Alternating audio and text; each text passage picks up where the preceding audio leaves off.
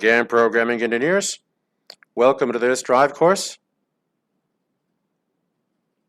I'm going to show you the correct cabling, the correct wiring for the external potentiometer. But before we move on for that topic, I'd like to tell you a logic to all this and how everything works, how the drives work through the velocity references. We already know about this option, which is the variator option. So it changes through the speed and the external potentiometer, which is what we're going to check. And the other velocity references, the existing velocity references, like communication, pulse train, etc. Now, don't think that just because the drive has a way or these ways to get that velocity, okay, or to command the motor to the appropriate and adopted speeds through all these options. Not because the drive can do it, does this mean that they can be done at the same time. It may be a little obvious, but it's also important to specify. Whether it's for this option or this other option or any of these options, we need to specify our drive. We need to indicate which is our best option for our application. Where I can say, I can decide what I want my speed to be through my potentiometer or my speed for my keyboard. So I need to indicate my drive, and my drive is going to do wonders. So we need to indicate what wonders we need to do and how to do them. Okay? So this is a very important point. Now, let's continue with our reference speed topic. Okay? So first off, we are going to get our manual. Okay? So the manual that I had already told you, I have it here under repeat for many times. So I've already selected these important sections just so that we don't waste too much time and we can focus on what we're really interested in. Now, how to look for this manual? Obviously, through Google. Okay, so we write down V1000 Yaskawa manual. So when you guys look for a manual, you need to be very specific. I recommend you use the model and the drive brand. And from there, they're going to disappear from all these manuals. Okay? Once we have this, we're going to download on this side. And now we're going to go to the important part. Remember that we're using the potency meter part. And also on this video, I'm also going to include how to select the reference for our speed. At least for the one that we need, or the one that we're asking for in our drive. Okay? Now, this is our internal drive. Okay? So I'm going to explain this through our simulator friend or emulator friend. Okay? Our friend, the emulator. So now we're going to explain a little bit about our drive terminals. Now we're going to look for this here, V1000. Make Yaskawa, not manual. We go to images. And this is how they're supposed to look like for our physical part. This is how our drive actually looks like. When we get this, this is what it's going to look like. Okay? So there's an option that if I click here, and if I click here on my arrow, it's going to show me the way on how an internal drive should look like. So this has a screw. And this screw we should remove. And you'll see in the future, when we're already configuring our drives, it has a lid protection. Okay? That lid, when we remove it, is going to be very close, very similar to this. Okay, so we have its terminals for feed, which are input. Okay? Now here is where I'm going to feed my drive. So I'm going to tell you guys about what is good for this, because I want us to focus first on the programming. We already talked about the electrical part.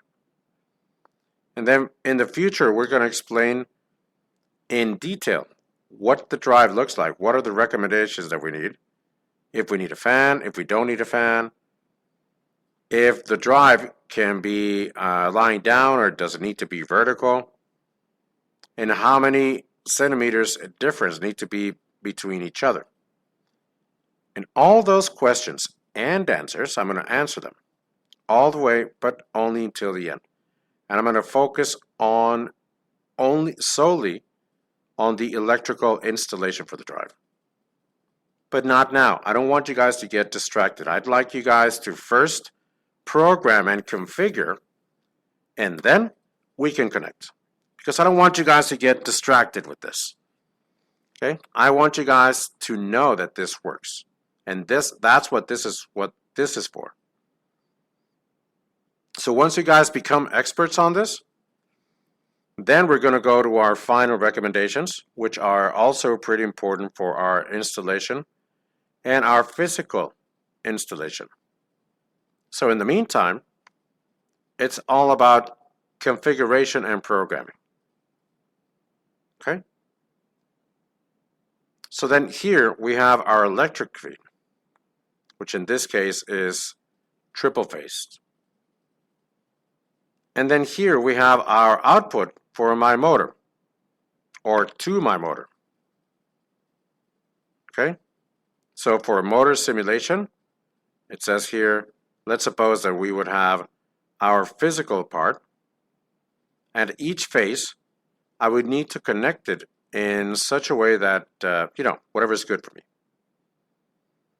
So it all depends on the star connection, the delta connection, whatever it is that I use. So right now, it's these software developers already connected this. So I click on this, and this is the lid. This is the lid that we have here on this side. Okay? So our electrical feed to feed our drive, in this case, Yaskawa, works simply by feeding the tri-phase part, the triple phase part. So it already works internally for our control part, which is the potency part, which is where all the magic happens to send out to command different currents for our motors. In this case, our motor. So that's the potency part. The control part, remember guys, that this is the voltage part in DC for direct current. Okay, so for very, very low voltage, which is what makes our screen to feed. So at the moment, when we connect in triple phase, this is where our control part is lit up, and we light up our potency part. So some drives, we should be able to connect through our potency to control our motor. But guess what, guys? Our display is still not powered on. So what do we do here? What do we do now? There should be certain terminals in which we should be able to feed our control part, especially for our 24 volts for DC. Until we have this control part, our screen is not going to power on to configure our parameters depending on the motor. Okay? Okay. So this is what the terminal potency is for. Now we're going to check our control terminals. So these terminals are basically used to connect our buttons and some very few, very limited outputs. So if these are buttons, then this means that this is our digital part. Zeros and ones. I'm either on or I'm either off. I either send 5 volts or I don't send anything at all. But they also have analog inputs. Now, it's important to know this part because if we didn't have our analog inputs, then we wouldn't have a way to connect our potentiometer. So what's the goal of these analog inputs? The end game is to connect it externally, or in some cases, our train pulse. Okay, and this is actually already connected. Now, these terminals are these ones, which is basically this is this, but it doesn't look so well here. But it's already been amplified so that we can observe this. Okay? Now, here, it has already been connected, our analog connection. But how is this analog input connected? Now we move on to our manual. Okay, so each one of these terminals, okay, each one of them have their ID. They have their label, their connection, like this, like on this side. If you notice, all of this is our symbol for our potentiometer. Okay, so our potentiometer has what? It has 3 legs, 3 pins. So depending on the maker for the potentiometer is how they're placed. But it's basically pretty easy. It's basically universal. So our potentiometer, we need a potentiometer right from the get-go. Sorry, an input pin, an output pin, and its ground or the common connection, which is something that our variator or our drive already says, well, these are my terminals. They're ready to be connected. So from our behalf, it's all going to depend on us if I want to connect something there or nothing at all. So that's basically our decision. Okay? So if we don't connect a thing on our potentiometer part, it's not really going to matter. Okay? If our application doesn't allow us to do so, if we don't need an external potentiometer, then it's not going to matter if we connect anything there or not. That's an important point. Okay, so in this case, I'm going to teach you how to connect it. And so therefore, what we have here on this side, okay, we have here we always have our reference, which is a small peg of our potentiometer, which is basically our output, okay, our output signal. That's what it's going to depend on to indicate that when they say, you know what, I'm adding 10 volts, or I'm actually sending out 20 amps, or 20 thousandths of an amp, depending on how much resistance it has towards current or voltage is going to be the current that the drive is going to be assigned for us. Okay? So basically, and this is where we have a lot of questions because many students have already asked us, not only for drives, but for our PLC part.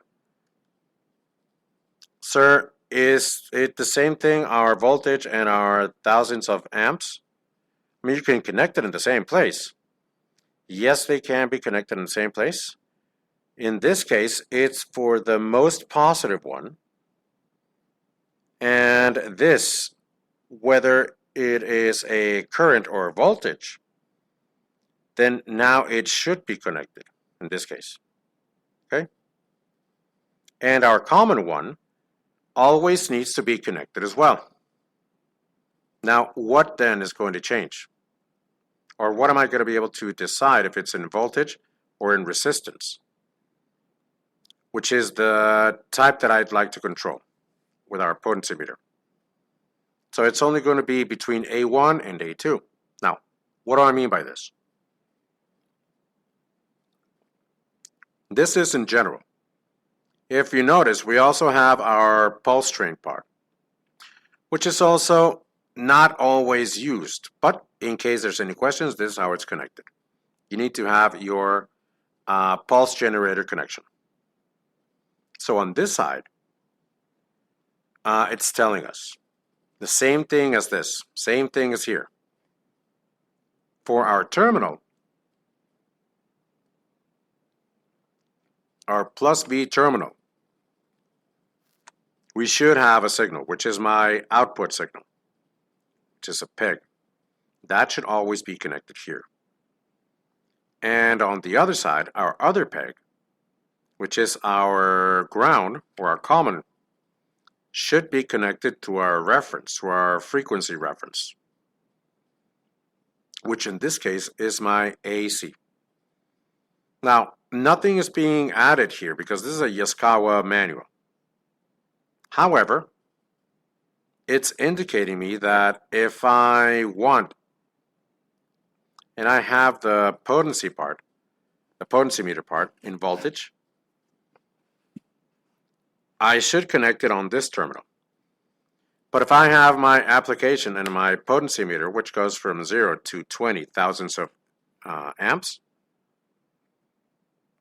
then it's going to connect on this side, which is the current part, a different terminal. You know, it's actually, they made a mistake here in the manual. Oh no, you know what? It's on this side. Okay. Well, no, but still, it should be current, to be more specific. If it's here, if they basically repeated the same thing, then they did make a mistake. This is the way it should be, okay? It should be A1, which is a little bit more specific. Main frequency reference. If my potency device, oh, well, first of all, depending on the potency meter that you buy or you use, could be manufactured with the ability to resist voltage, to take voltage. There's a different type of potentiometer that has the ability to take current. So if it's voltage, it generally comes from 0 to 10 volts, okay, which is what it should be resisting. Tops 10 volts.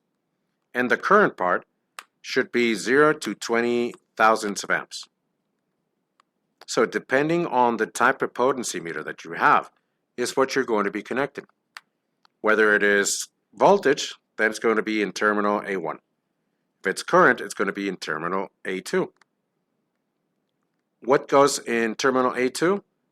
The middle peg, which here, according to our manual, is in the middle part, which is the input.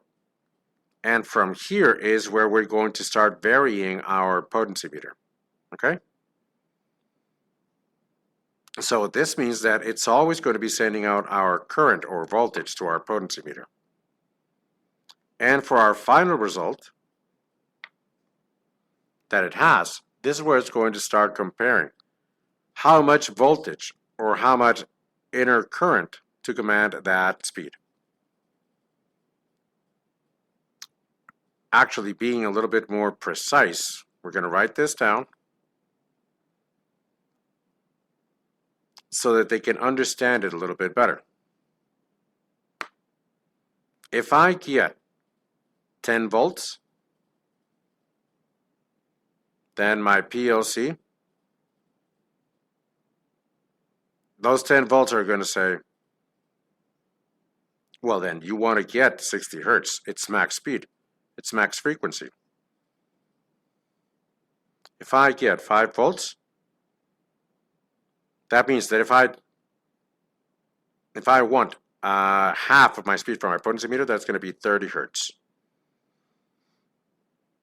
So that's the way that the potentiometer works. And this is a final feedback by saying how much voltage or how much current did it get. That's basically it. It's very simple. Okay? So then here, it's already connected. This has already been connected, and it's actually this one. These are its analog parts, number 1 and number 2. So let's see if this is true. In theory, it should be connected. And here we go. Okay, here it is. So it's sending out that velocity or those hertz. Okay, so 10 volts, which here, these are 10 volts. Oh, sorry about that. Something else that was already, that I was missing out on. They can be, for the potentiometer, depending on current or voltage. But if I say, well, if it's the same for me, then I would choose voltage. These are the most common ones on the field. Okay, 10 volts. Just avoid any problems. So what's it going to depend on? 2 kilo ohms. They can be either electrical or Amazon or wherever you wish. Ask for it for 2 kilo ohms. Okay, so this way, we're going to be able to vary its commanded velocity. So if I see it in 5, let's see here. That's more or less. So if it's 5 exactly, it's going to be 30 hertz. Okay, which is what we had said. Okay, so now, this is basically how the drive is connected. Now, watch this, check this out, guys. We need to indicate it. We need to indicate our drive through a deep switch, which in this case, it should be here. It should be volts and current. We need to indicate it that deep switch is going to be located in our drive. Okay. So we're not able to look at this here, but there's a deep switch, which is this one, in which I should indicate it if it's going to be my voltage device or my current device. That's why I'm saying that this is the most common one. That's why I'm saying that it's already active. And actually here in our analog input, it's already been active. Okay, so I recommend that this is 4 volts. If you want to use it for a different potentiometer for current, remember to modify that deep switch. And with this, it should be reflected for our data. Okay? Okay, now there's a different way to get speed, but I don't want to confuse them. Generally, this is for general frequency, and that's it. So there's another way to get it for voltage, and then its voltage needs to be 12 potentiometers. Now, how does this work? I had told you about the example that there was the electrical drive cabinet all the way to the tip of the transporter. But let's suppose that this is a huge transporter, a huge 10 meter line. And the operator for that line is located halfway. So it's doing its things and its processes to leave their products or whatever they do. So they can control through a potentiometer, and that's a master potentiometer. That's the only one. But on the other line, on the other side, to the end of the conveyor belt, and they can also, they have to modify the velocity on the conveyor belt. That's what this other potentiometer is for, which in this case is extraordinary. So I don't want to confuse you. It's very, very simple. So we need, in this case, we need to be in the volts part. That's where I know that the V positive is for, where the common one is for the AC. And likewise, we did the same thing with the potency part.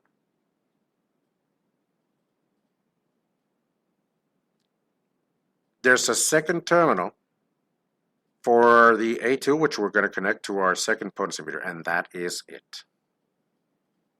Okay, now,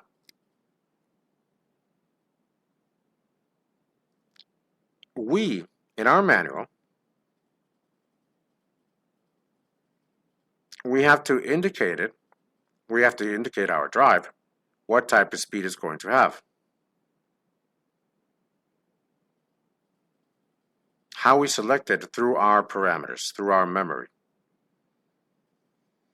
So we need to locate, we need to check that we see for this word bunch, for word reference, for speed reference. So all this, there's a reason for all this. I don't want you guys to get overconfident. I don't recommend you do this unless it's something that is very specific and that we have something very well controlled and under control. And you already know how it works. So if you notice, this is how it needs to look when we turn our motor on. We need to insert or enter our data plate information. So first step, and we're going to repeat this with our rest of our drives, and you're going to notice that this is for everything. It works with everything. That's why it's important to take it, hand in hand. So speed or velocity reference is step number 2, which is what I recommend. Okay? Now, it's telling me that the velocity reference, if it has an English manual, it's speed reference. Okay, look at it, look for it this way. Look for it in your manual. Okay? What's this? Here it is. So in this case, it's telling me that if I enter parameter V101, then I'm going to be able to indicate my drive, what type of reference for frequency I'm going to need. But it's basically the same thing.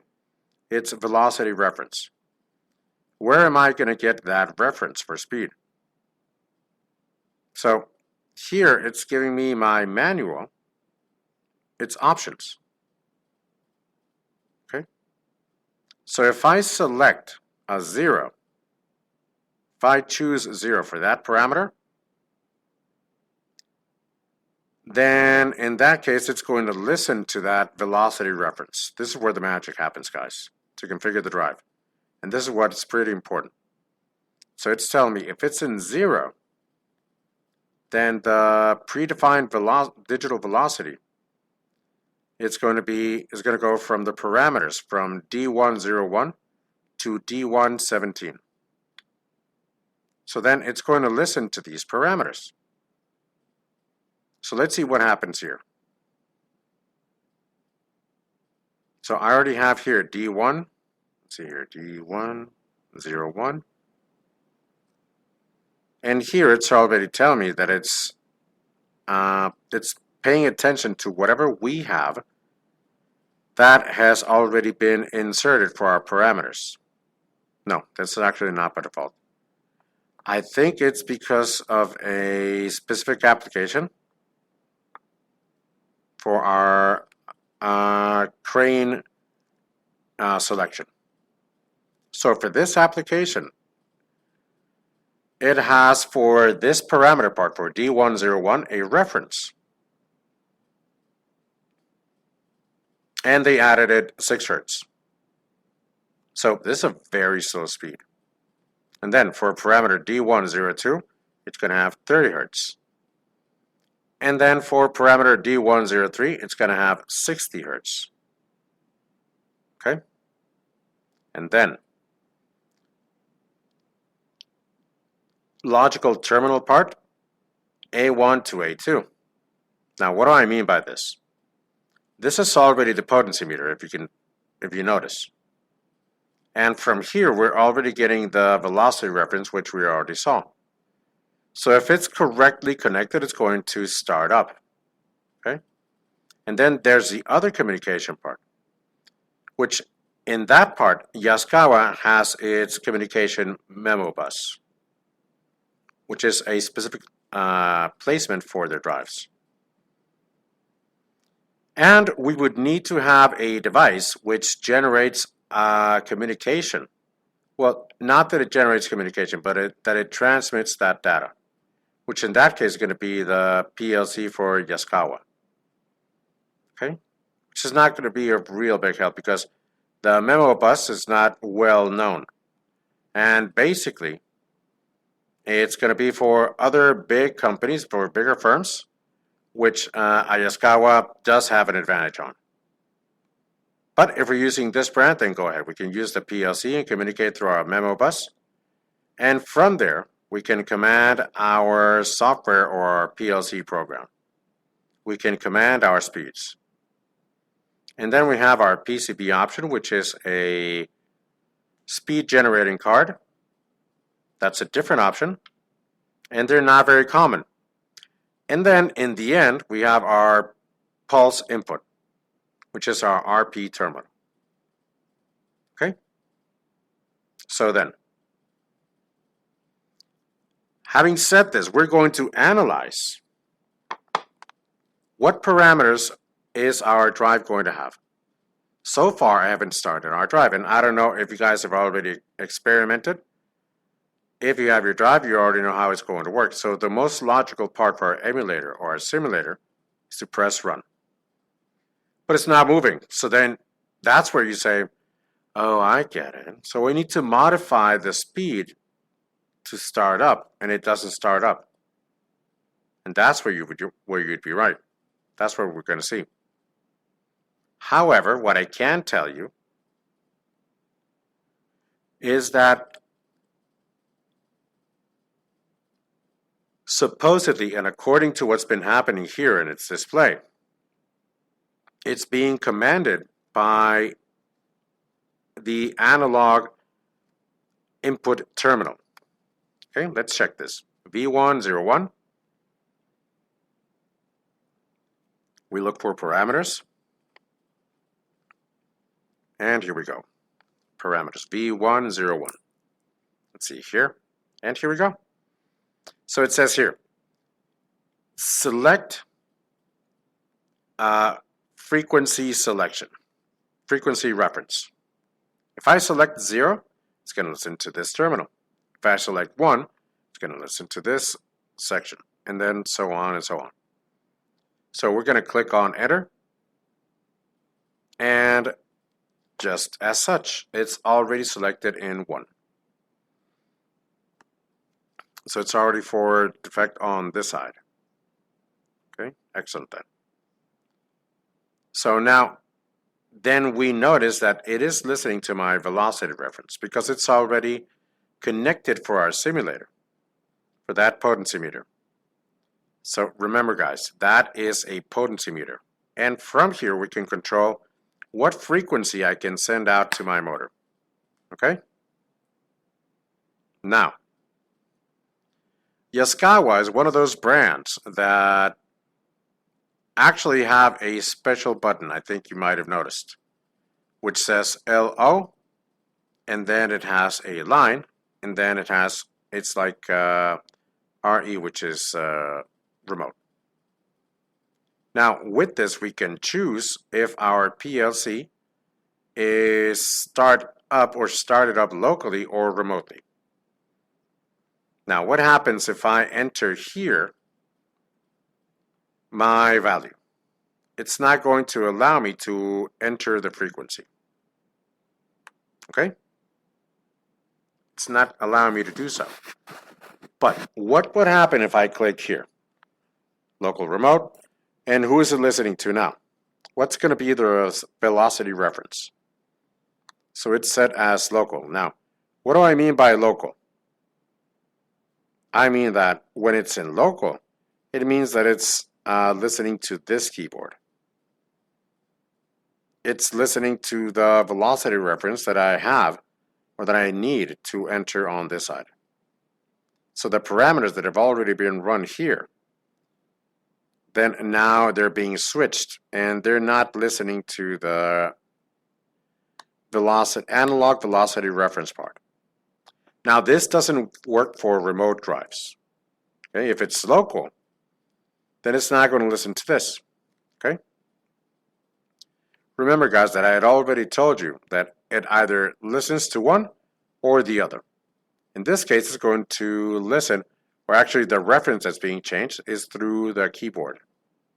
Now, beware, guys. Not all of them work this way. There are very few brands that work this way. Actually, only Yaskawa. Okay. Now, what is the ideally how it should work? If we're going to use larger lines or bigger lines, automatic lines, if it has a controller or if it has an operator, then we should leave it remote, because again, with the conveyor belt part, we leave it with the line, to be able to power on that converter drive, then they need to go all the way over. They need to power on the cabinet, shut it off, and it's not really about that. The actuality is that it needs to be the efficient application and that we need to do an optimal work. So that's why we need to leave things as close as possible for the operator. Unless the operator doesn't have a problem to open and close the cabinet.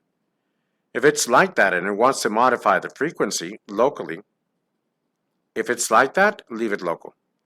And you're going to save all the wiring for the buttons for the potentiometer, and you're going to save the potentiometer. Okay? That's only if you want to use it locally.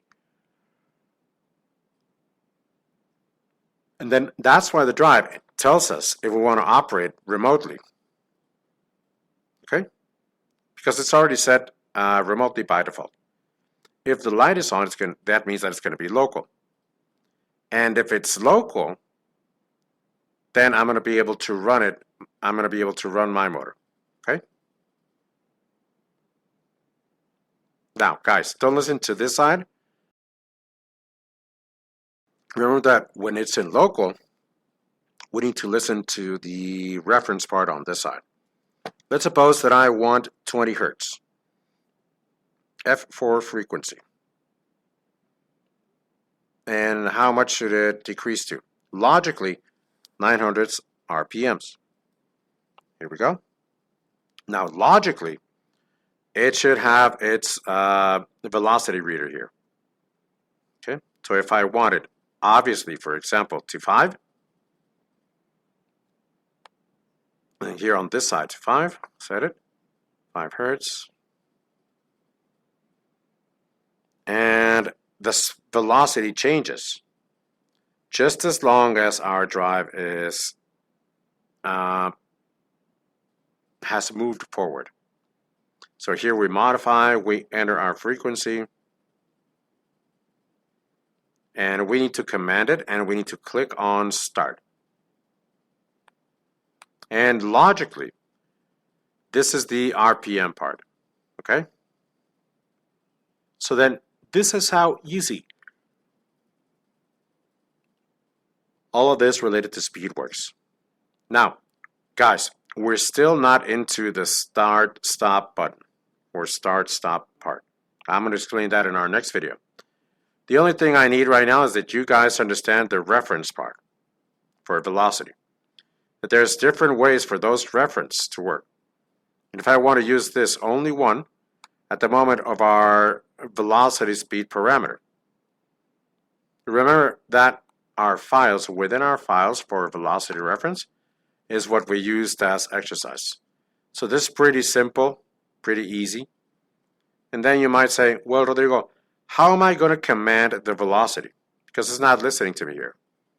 So then there's a way to know what I should select to be able to start my drive or start my motor. There should be a start-stop button. Now, where is it connected to then? Digital inputs. But we're going to look into that for our next class. I hope you guys learned a great deal. Any questions, go ahead and ask, and I'll see you in our next video. Big hug, guys.